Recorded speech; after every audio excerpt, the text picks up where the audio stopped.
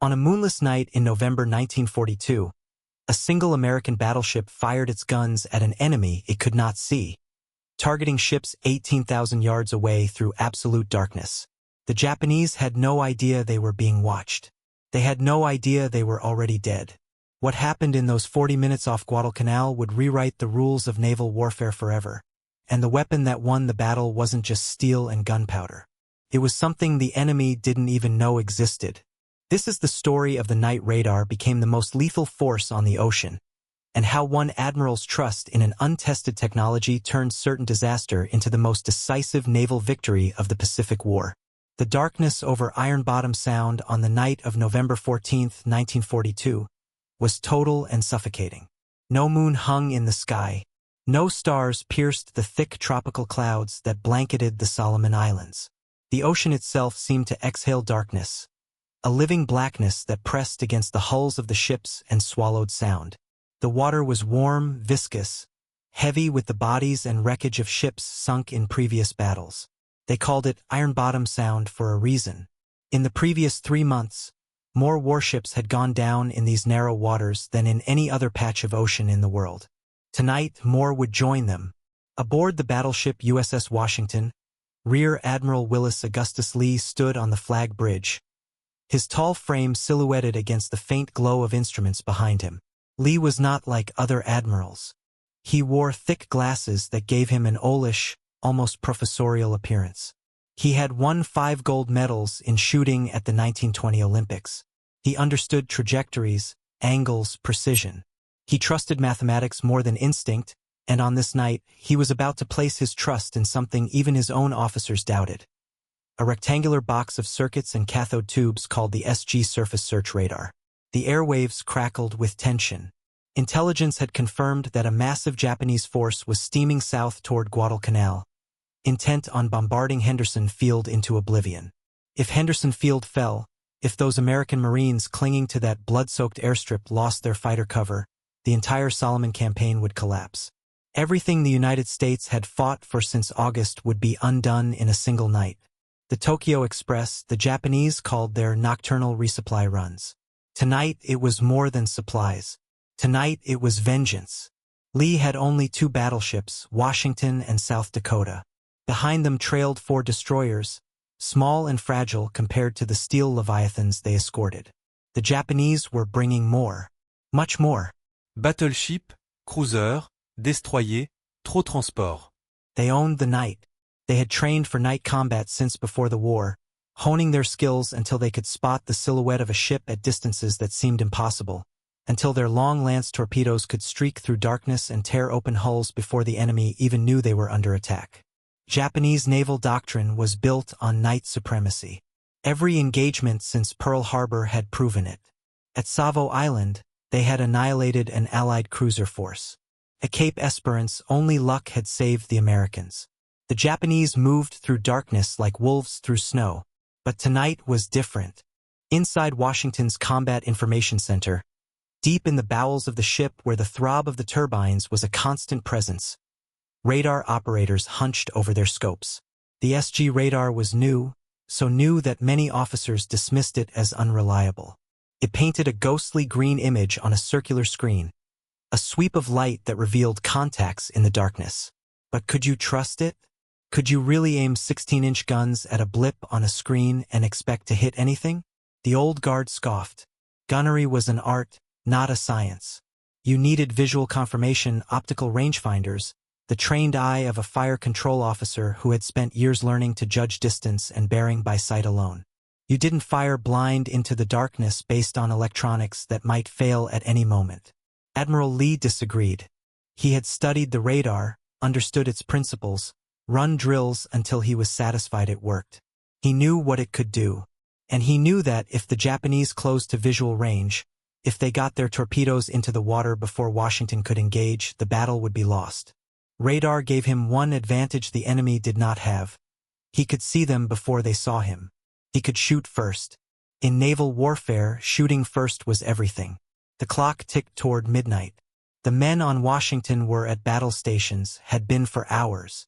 The ship moved silently through the black water at 15 knots, Lee keeping his force in a tight column. Washington led. South Dakota followed 1,000 yards astern. The destroyers formed a scouting line ahead.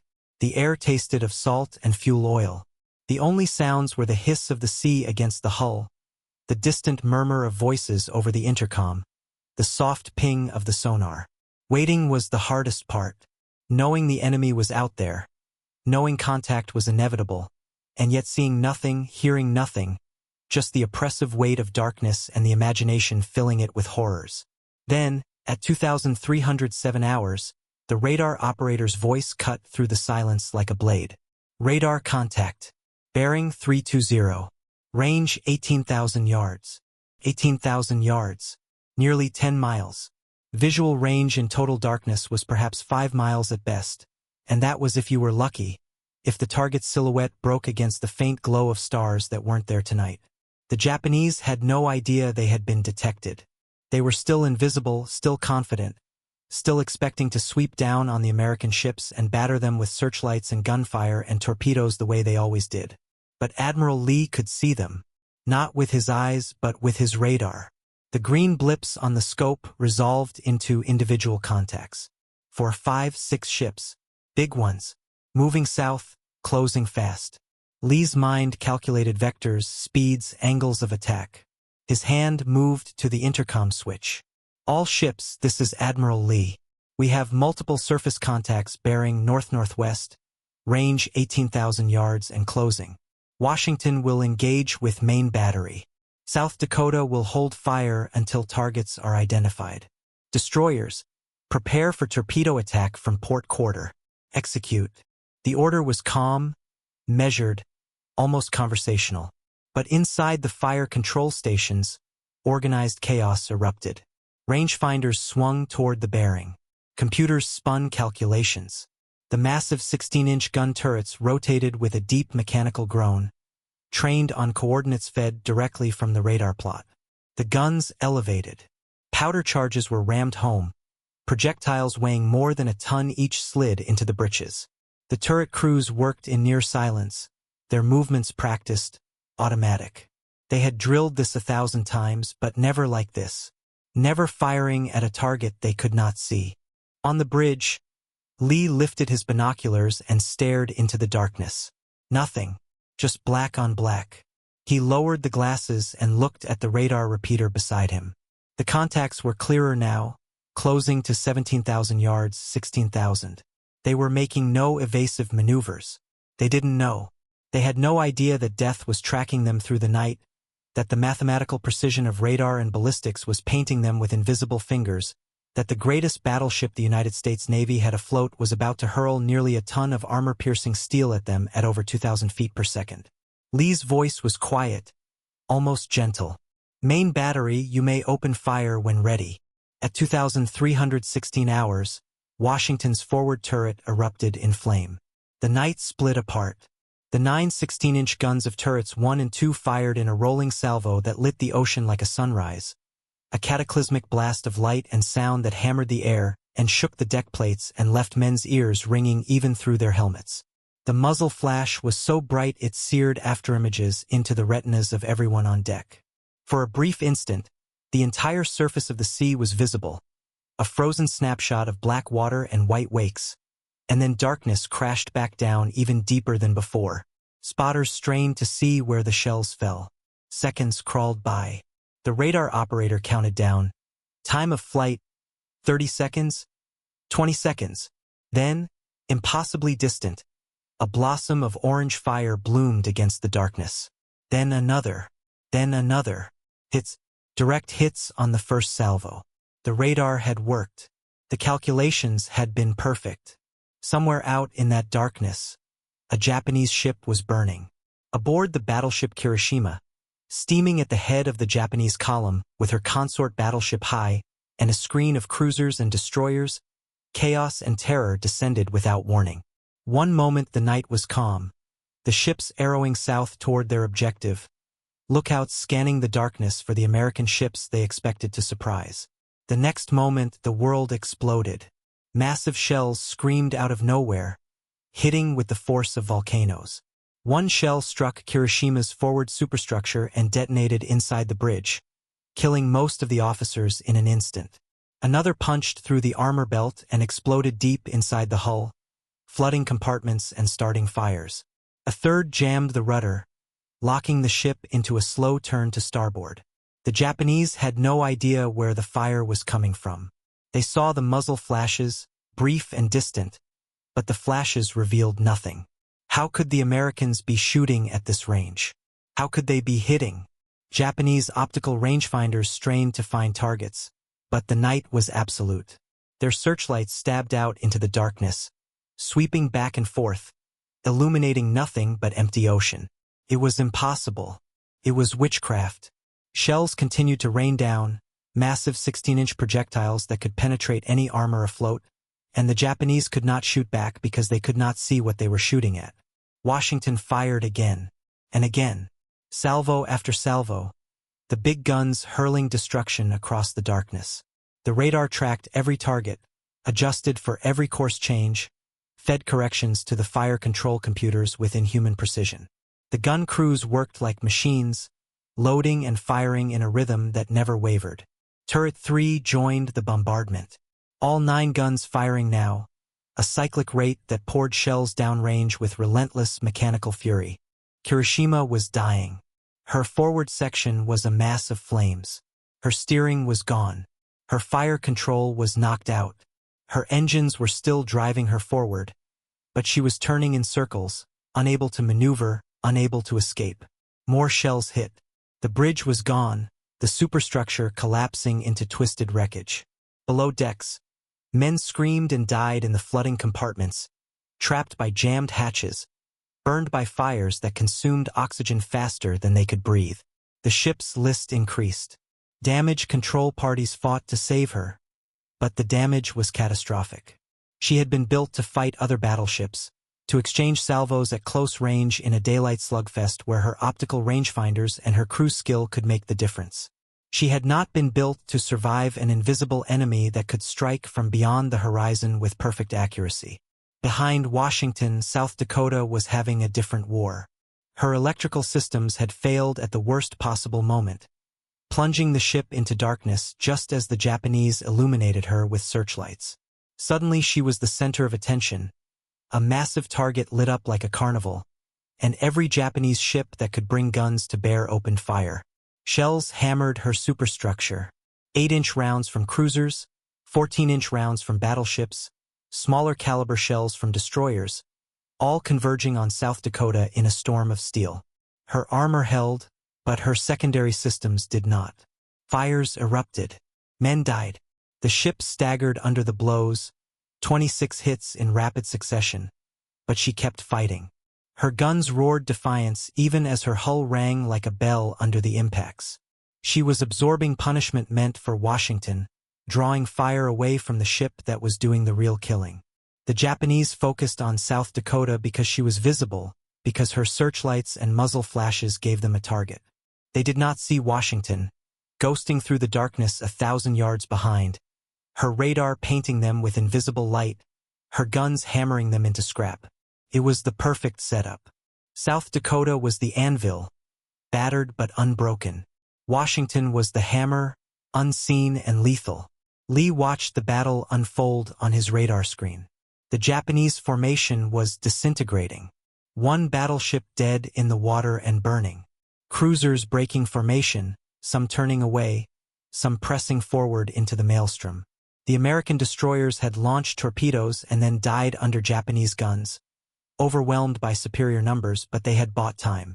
Time for Washington to do her work. Another salvo. The guns spoke again, the recoil shuddering through the entire ship. The smell of cordite was overwhelming now, thick and acrid, coating throats and lungs. The deck was littered with spent powder casings the size of oil drums. The turret crews were coated in sweat despite the cool night air, their movements automatic, mechanical. Load, fire, load, fire. The rhythm of death. Kirishima was finished. She wallowed in the water, listing heavily, fires visible even at this range. Her magazines had not exploded, a small mercy, but she was going down. Slowly, inevitably, the sea claiming her. Her crew abandoned ship, leaping into the oil-slicked water, swimming away from the dying behemoth before she took them down with her. The other Japanese ships were retreating. The transports that had been following the bombardment force turned north, their mission aborted. Henderson Field would survive. The Marines would keep their airstrip.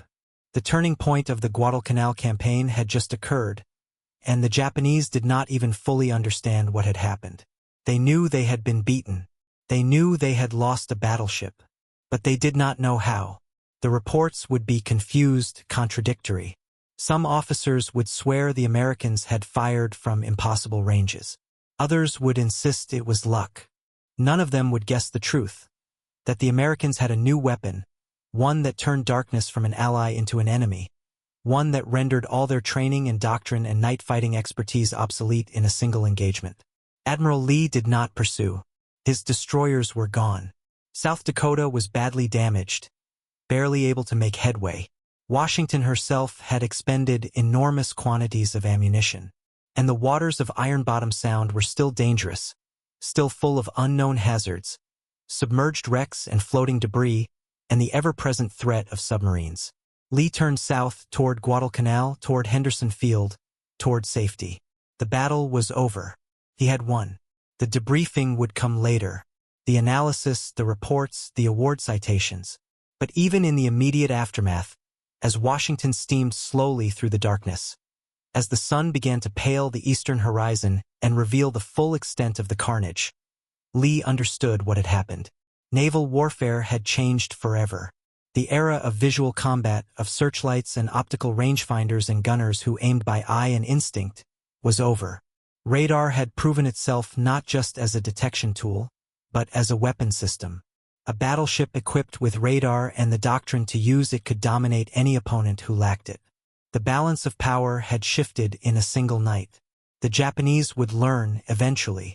They would develop their own radar, try to catch up, but by then the technological gap would be unbridgeable.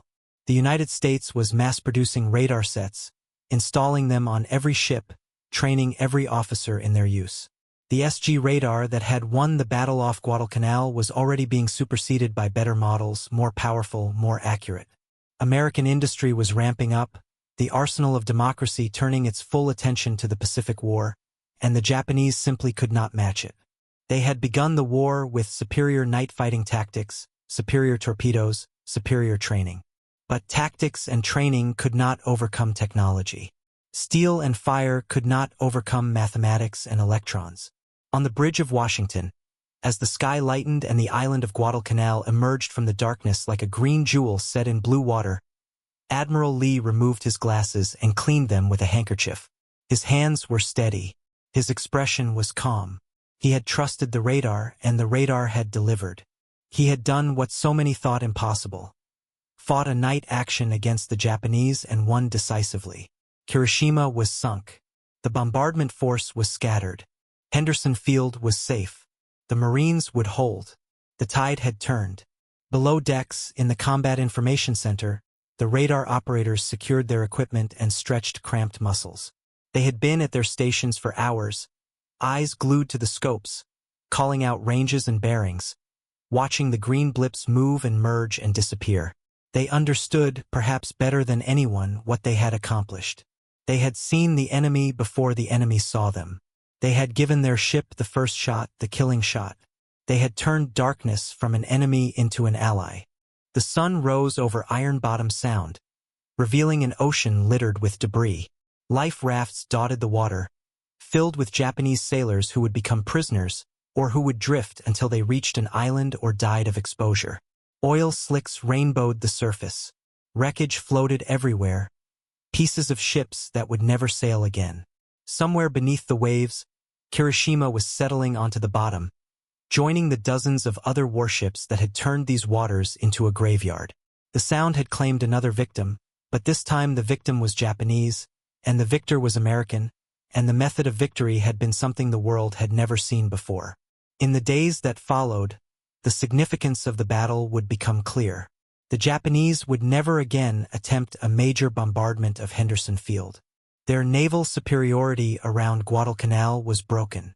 The Americans, emboldened by their success, would press forward, using radar to fight night actions with increasing confidence, winning engagement after engagement, pushing the Japanese back. The technology would spread throughout the fleet. By 1943, every American warship larger than a destroyer would have radar. By 1944, the Japanese would be fighting blind, their ships detected and destroyed before they could even locate their opponents. But on that morning of November 15, 1942, as Washington and the battered South Dakota limped into safer waters, as the wounded were tended and the dead were mourned, as the gun crews slept the exhausted sleep of men who had faced death and survived, the future was still uncertain. What was certain was that something fundamental had changed. The ocean was no longer a place where darkness concealed. Technology had pierced the veil. Radar had become the most powerful weapon on the sea, more decisive than any gun, more lethal than any torpedo, because it transformed information into advantage, and in war, information was everything. Admiral Lee would go on to fight more battles, refine radar tactics further, train more officers in the new doctrine. But he would never forget this night, the night he had trusted a machine over his instincts, the night he had fired blind into darkness and struck true. He had been proven right in the most absolute way possible, through victory. The old ways were dead. The new era had begun. Years later, naval historians would study the battle in minute detail, analyzing every decision, every maneuver, every shell fired. They would conclude that the Battle of Guadalcanal, specifically the engagement on the night of November 14th to 15th, marked the true turning point of the Pacific Naval War. Not because of the number of ships sunk, though that mattered. Not because of the strategic importance of Henderson Field, though that was crucial.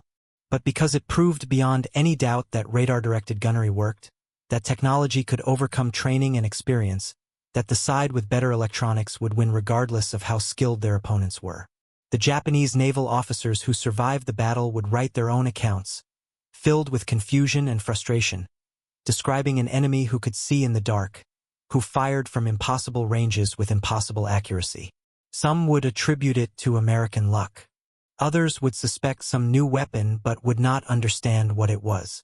The truth would not fully dawn on them until much later, after more defeats, after more ships lost to invisible enemies, after the war had turned irrevocably against them.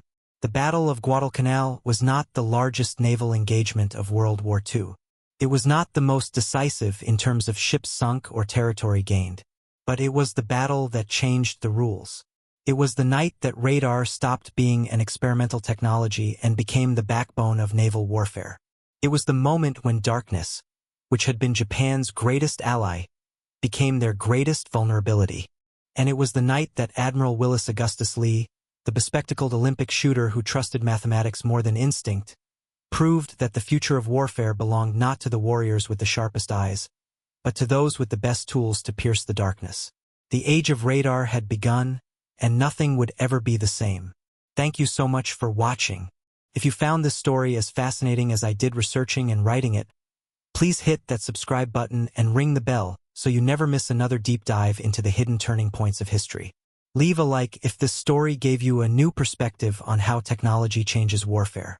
And here's my question for you. What do you think was the most decisive moment of the battle? Admiral Lee's decision to trust the untested radar, that first salvo fired blind into the darkness, or the Japanese failure to develop their own radar technology before it was too late? Could the Americans have won without radar, or was this battle proof that technology had become more important than tactics? Drop your thoughts in the comments below. Share this video with anyone who loves military history, and I'll see you in the next one.